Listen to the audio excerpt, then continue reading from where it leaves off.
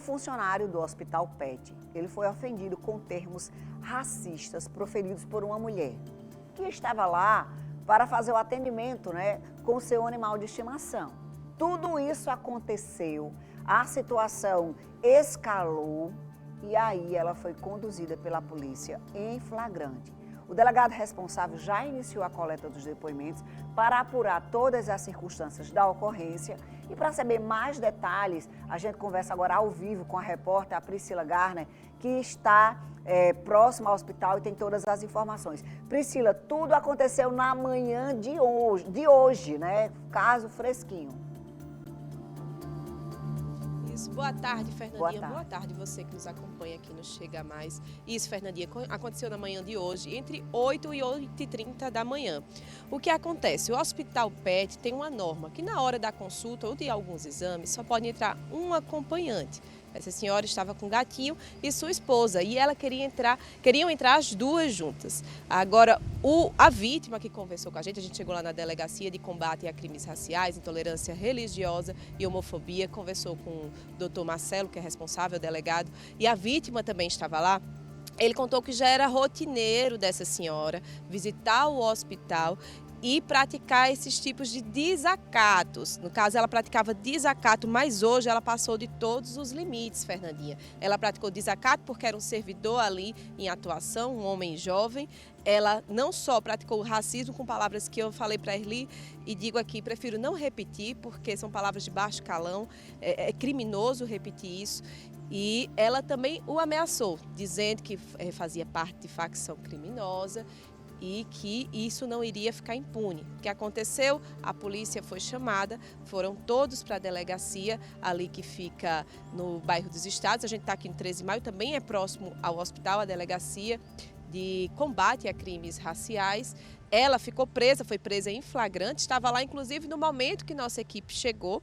Vai ficar presa em flagrante, passar a noite na cadeia, amanhã audiência de custódia. Então o advogado, doutor Marco Aurélio, da vítima, disse que vai lutar para que ela fique presa pelo crime de injúria racial, também pela ameaça que ela fez, dizendo que participava de facções criminosas e desacato porque a vítima estava em seu ambiente de trabalho e infelizmente aconteceu tudo isso. Chegou para trabalhar e aconteceu esse crime lamentável que, infelizmente, nos dias de hoje, inacreditavelmente, ainda acontece. Fernandinha, volto com você. Obrigada, Priscila. É um absurdo, né? Você imagine que uma senhora vai passar a noite na cadeia por insultar pessoas, cometer injúria racial, associar a cor da pele a animal. Gente, é uma coisa, me parece tão insensato, não é? Mas é crime. E se é crime, precisa que seja investigado, apurado e as consequências legais atribuídas. Para você entender se falta algum tipo de entendimento aí. O que é que caracteriza um crime de injúria racial? Como você denunciar? O que é que você pode fazer numa situação como essa, Rafaela? A gente vai conversar agora por videochamada com o advogado Írio Nóbrega. Doutor Írio, boa tarde. Seja bem-vindo aqui ao Chega Mais. Se serve para alguém que está assistindo nosso programa. Eu nem sabia que era crime. O que é que caracteriza juridicamente um crime de injúria racial?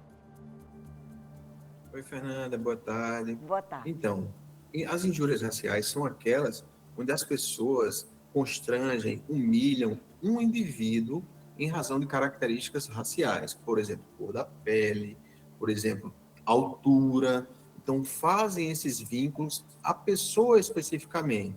Como no caso, existem muitas nos estádios de futebol, onde recentemente até uma blogueira argentina ficou presa aqui no Brasil porque chamou alguém de macaco. Então, esse tipo de conduta que individualiza é considerado injúria racial.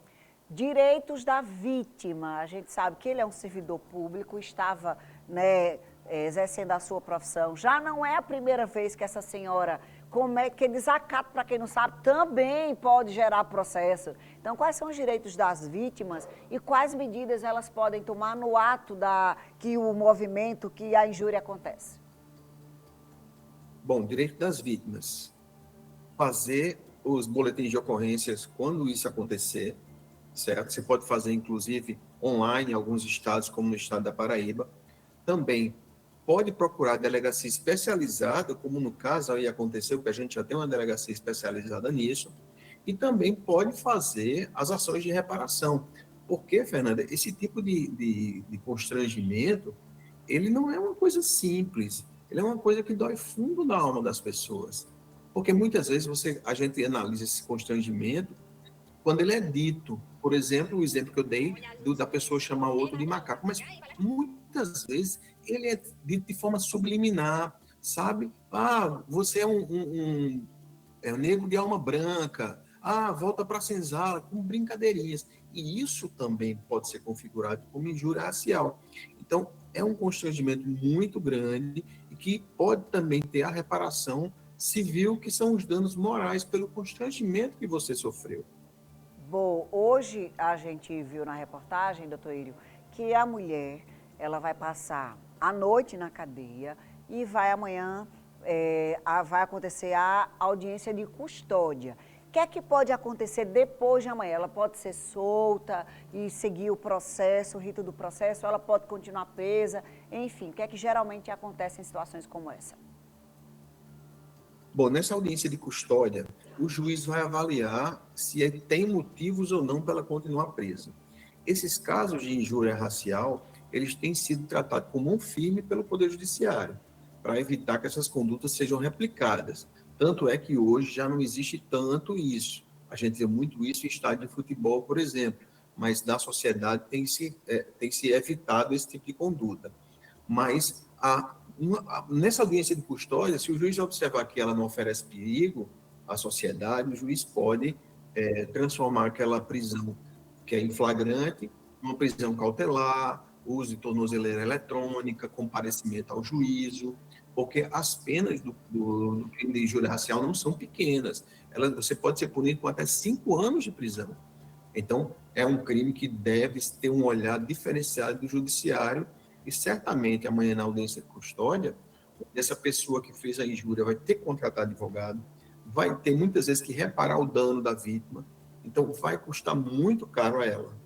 Pode perder, ou na verdade perde réu primário, a gente usa perde numa expressão, né, do senso comum, réu primário, deixa de ser réu primário, doutor Írio? Não, para você deixar de ser réu primário, você precisa de algumas características do processo chegar até o final e você ser efetivamente condenado.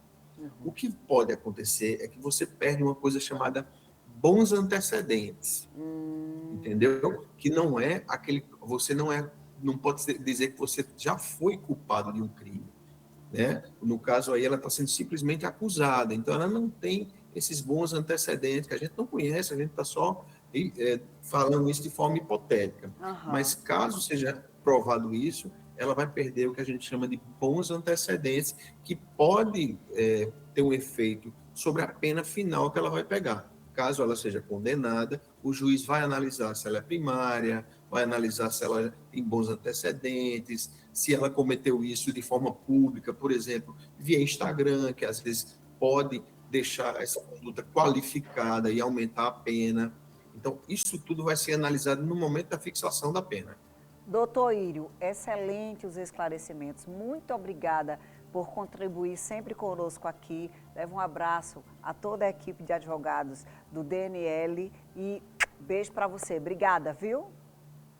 Tchau, gente. Beijão para vocês. Doutor Írio está no Instagram, no @irio.nóbrega e também no DNL Advogados. Então, o que é que fica dessa história toda?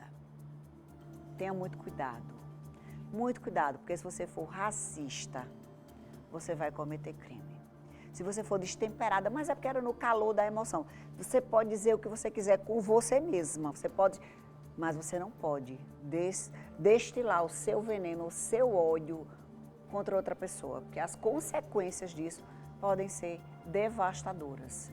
Advogado, cadeia, custo, reparação à vítima e tantas outras situações. Sem falar para a família, né, gente? Sem falar para a família, tá? Então, o jornalismo vai acompanhar, amanhã a gente vai acompanhar também a audiência de custódia para saber o que é que o juiz determina, tá? Fica de olho no Tá Na Hora Paraíba de hoje. A gente também vai tentar mostrar o outro lado, né? Se o advogado da vítima da acusada vai querer falar, enfim, que a gente faz aqui o bom jornalismo escutando as duas partes.